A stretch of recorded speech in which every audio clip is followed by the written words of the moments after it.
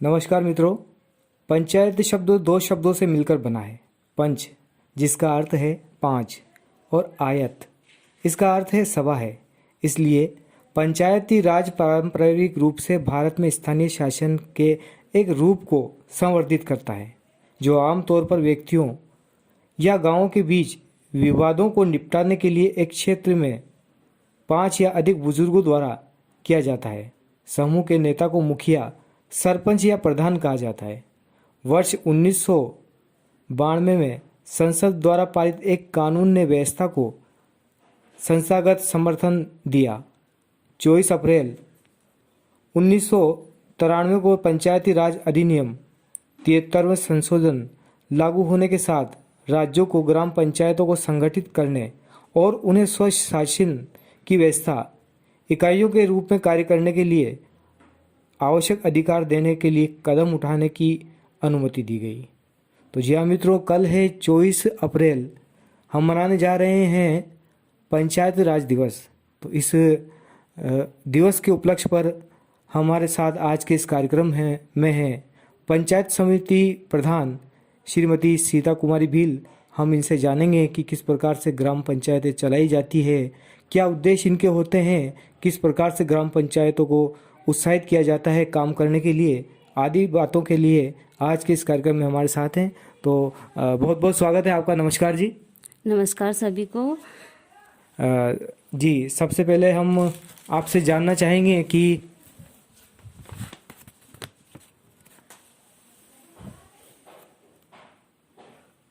पंचायत राज दिवस कब मनाते हैं और कब इसकी शुरुआत हुई थी। थोड़ा सा इसके ऊपर हमारे सुनने वालों को आप जानकारी दें तो अच्छा रहेगा। सभी बहन भाइयों को राष्ट्रीय पंचायत राज दिवस की हार्दिक शुभकामनाएं। 24 अप्रैल 2010 को इसकी शुरुआत हुई है। पंचायत राज मंत्रालय प्रत्येक वर्ष 24 अप्रैल को राष्ट्रीय पंचायत राज दिवस मनाता है, क्योंकि इसी दिन संविधान में 73वें संशोधन के द्वारा पंचायत राज व्यवस्था अस्तित्व में आई थी और इसी वजह से पंचायत राज दिवस का ठीक है जी हाँ, 24 अक्टूबर को ये दिवस मनाया जाता है। इसके बारे में आपने बताया कि कब मनाया जाता है और कब से शुरुआत हुई इसकी। अगला सवाल हम आपसे जानना चाहते हैं कि पंचायत राज्य की जो परिभाषा है, पंचायत राज का क्या महत्व है, पंचायत राज हम किसे कहते हैं, इसकी परिभाषा के बारे में आप थोड़ा सा विस्तार से बताएं। जी, हम पंचायत राज की एक अपनी सामान्य भाषा में कह सकते हैं, पंचायती राज भारत सरकार की एक शाखा है जो ग्रामीण स्थानीय स्वशासन की एक प्रणाली है, जिसमें ग्रामीण स्तर पर प्रत्येक गांव अपनी गतिविधियों के लिए स्वयं जिम्मेदार होगा। यह एक प्रकार का स्थानीय निकाय है जो ग्रामीण कल्याण के लिए कार्य करती है, ग्राम पंचायत। जी, यानी कि ग्राम पंचायत को अच्छा मजबूत बनाए रखे, किस प्रकार से इसका विकास किया जाए आदि को हम कह सकते हैं कि इसी को हम ग्राम पंचायत कहते हैं। आजकल हम देखते हैं कि शिक्षा का महत्व काफ़ी हमारे समाज में है, हमारे देश में शिक्षा काफ़ी आगे बढ़ चुकी है। तो किस प्रकार का उम्मीदवार होना चाहिए, किस प्रकार का सरपंच होना चाहिए, किस प्रकार का मुखिया होना चाहिए गाँव में। जैसे कि आप सभी जानते हो कि आज का युग शिक्षा का दौर है और इस शिक्षा के क्षेत्र में सभी विभागों में शिक्षित लोग जाते हैं, तो पंचायत राज में भी शिक्षित लोग ही आए और उस शिक्षा के प्रभाव से पंचायत राज एक संगठित होगा, सुव्यवस्थित होगा और जो शिक्षित प्रतिनिधि करेंगे तो वो अपनी जिम्मेदारी और अपने काम को अच्छे से समझ के ग्राम पंचायत का कल्याण और उसकी गतिविधियों और सुचारू रूप से उसकी समस्त सेवाएं देंगे। जी, प्रधान साहिबा, हम आपसे जानना चाहते हैं कि कई बार क्या होता है कि महिला जो है वो सरपंच बनती है और जबकि उसके कार्य जो है उसके मुखिया या उसके घर वाले जो भी सदस्य रहते हैं घर के, वो देखते हैं। इसके बारे में आप क्या कहना चाहेंगे। हम सभी जानते हैं कि लैंगिक समानता भी है और सभी क्षेत्र में महिला पुरुष को बराबर भागीदारी मिली है। पंचायत राज में भी 50% आरक्षण सरकार के द्वारा दिया गया है, फिर भी महिलाएं चुनाव तो लड़ती है लेकिन उनका प्रतिनिधित्व या तो उनके भाई पति वगैरह ये लोग करते हैं।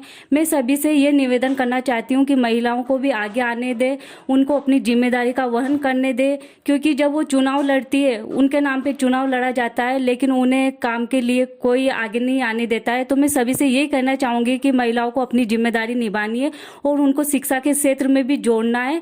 और ये उनका जो 50% का आरक्षण है तो बिल्कुल उनको अपनी जिम्मेदारी के साथ पंचायतों में और पंचायत समिति और जिला परिषद में वर्क करना चाहिए। बहुत ही अच्छी बात बताई आपने कि एक पुरुष के साथ साथ महिला को भी उतना ही अधिकार होना चाहिए, उतनी ही जिम्मेदारियां उनकी होनी चाहिए, उसी प्रकार से काम करना चाहिए जिस प्रकार से समाज में पुरुष काम करता है। महिला को शिक्षा के बारे में आपका क्या रुझान है कि शिक्षा किस प्रकार की होनी चाहिए महिला की? हम सभी जानते हैं कि परिवार और बच्चे की पहली गुरु माँ होती है। माँ से ही परिवार चलता है। माँ अपने बच्चों को वो संस्कार देती है और माँ एक बेटी दो परिवार का नाम भी रोशन करती है। इसलिए मैं यही कहना चाहूँगी कि है ना, एक महिला को शिक्षित जरूर होना चाहिए और सभी से यही रिक्वेस्ट करती हूँ मैं कि आप अपनी बहन बेटियों को स्कूल जरूर भेजो, उनको शिक्षा प्रदान करें, क्योंकि आज किसी भी दौर में महिलाएं पीछे नहीं है। हम अपने जिले की बात करते हैं तो एक कलेक्टर भी लेडीज है, एसपी लेडीज है, यहाँ जिला प्रमुख विधायक और 6 प्रधान लेडीज है। आप सभी देखते हैं ये सभी शिक्षा का प्रभाव है। और मैं यही कहना चाहूंगी कि अगर हमें अपनी बेटियों और बहनों को आगे बढ़ाना है तो शिक्षा के क्षेत्र में हम सभी के सहयोग से इन सबको जोड़ना होगा और शिक्षा के लिए इन्हें प्रेरित करना होगा। जी, बहुत ही अच्छी बात बताई कि शिक्षा में भी महिलाओं को अपने हाथ आजमाने चाहिए और पंचायतों में अपनी भागीदारी पूर्ण रूप से निभानी चाहिए।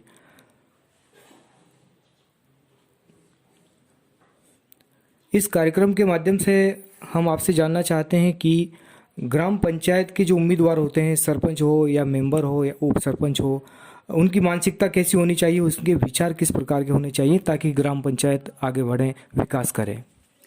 उनके विचार ऐसे होना चाहिए कि हर एक गरीब से गरीब व्यक्ति का विकास हो, उसका काम हो, ग्राम पंचायत का विकास हो, कोई भी गरीब किसी भी काम से वंचित ना हो।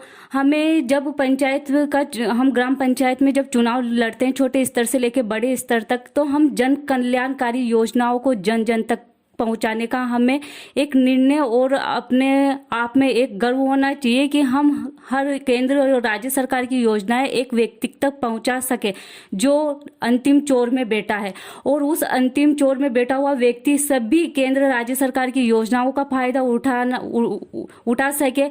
हर एक प्रतिनिधि का ये कर्तव्य होता है और ये कर्तव्य उसे निभाना चाहिए।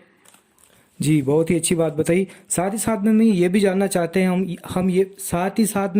जानना चाहते हैं कि ग्राम पंचायत में कई योजनाएं आती है, जैसे पशुपालन का कार्य है या खेती बाड़ी से संबंधित योजनाएं हैं या मकानों से संबंधित योजनाएं हैं।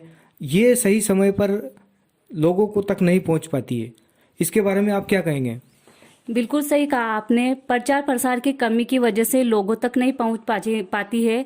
जैसा कि आप सभी जानते हो, ग्राम सभा में हर महीने 2 बार मीटिंग होती है, तो आप ग्राम सभा की मीटिंग में पहुंचे और जो वहां का उस पंचायत का प्रतिनिधित्व करते हैं, वहां के जिम्मेदार व्यक्ति है, वो लोगों के बीच में ऐसी योजनाओं का प्रचार प्रसार करें। और जहां सामूहिक जगह होती है वहां पे बैठक उठक होती है, तो ऐसी बातें आप है ना बिल्कुल योजनाओं का प्रचार प्रसार करें ताकि उस व्यक्ति को उसका फायदा मिल सके। अपन बेबुनियादी की बातें हमेशा करते हैं, लेकिन हो सकता है कि अपन इस योजनाओं की बातें करें तो कहीं ना कहीं उस अंतिम चोर के व्यक्ति को कहीं ना कहीं इसका फायदा जरूर मिले। मैं सभी से यही कहना चाहती हूँ कि आप इसका प्रचार प्रसार बिल्कुल सभी के साथ करें। जी, बिल्कुल सही कहा।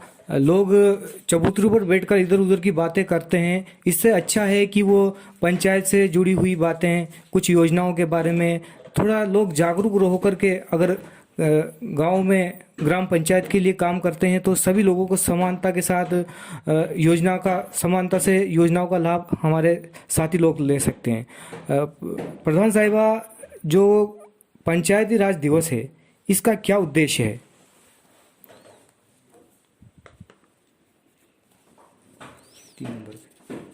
जी, हम सभी जानते हैं कि हर एक किसी मुद्दे का उद्देश्य होता है वर्ष 1993 में संविधान के 73वें संशोधन द्वारा पंचायती राज व्यवस्था को संवैधानिक मान्यता मिली थी। इसका उद्देश्य देश की करीब 2.5 लाख पंचायतों का अधिकार प्रदान कर उन्हें सशक्त मजबूत बनाना था और यह उम्मीद थी कि ग्राम पंचायतें स्थानीय जरूरतों के अनुसार योजनाएं बनाएगी और उन्हें लागू करेगी और लोगों को उन योजनाओं का फायदा पहुंचाएगी। जी, सही बात बताई आपने। साथ ही साथ में हम कार्यक्रम के माध्यम से ये भी जानना चाहते हैं कि पंचायती राज दिवस और इस योजनाओं के जो इनकी योजनाएं हैं उनके मुख्य प्रावधान क्या हैं? जी बिल्कुल। इसके पंचायती राज के मुख्य प्रावधान जनसंख्या से अधिक सभी राज्यों में 20 लाख की ग्राम खंड जिला स्तरीय पर पंचायतें बनाई जाती है। तीन स्तर की पंचायतों में 5 साल की अवधि में चुनाव होते हैं और पंचायत भंग होने पर 6 महीने के अंदर वहाँ पे चुनाव पुनः करवाए जाते हैं। जी, बहुत ही अच्छी बात बताई आपने।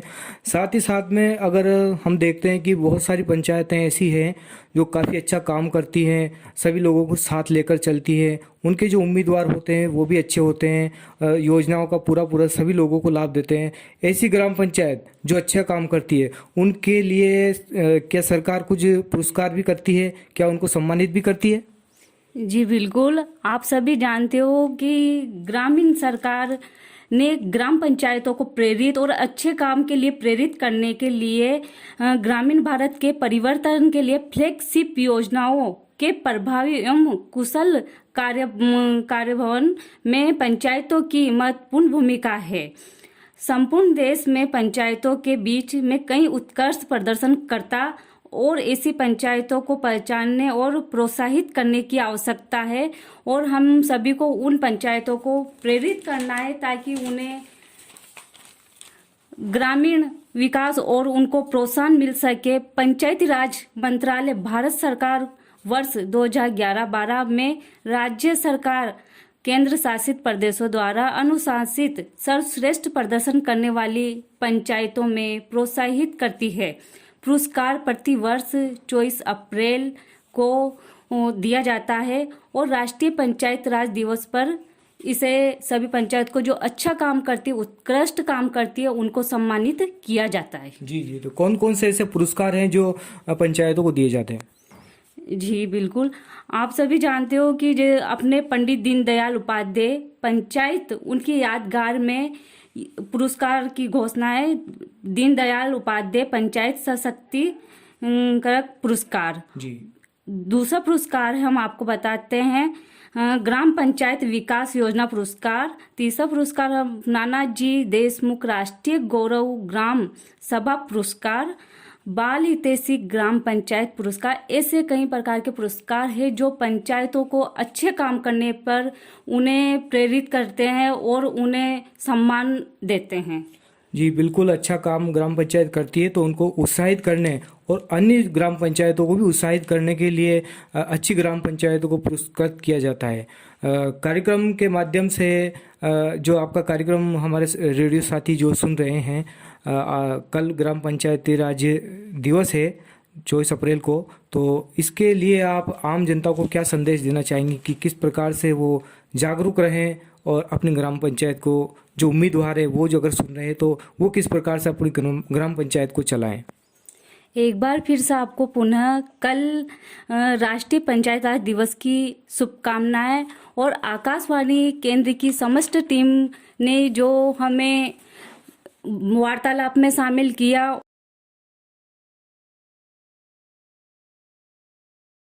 मुझे मौका दिया बोलने का, उसके लिए मैं आकाशवाणी की समस्त टीम का बहुत बहुत धन्यवाद करती हूँ, आभार करती हूँ। और कल के पंचायती राज दिवस की आपको सभी को शुभकामनाएं। आभार। जय हिंद, जय भारत।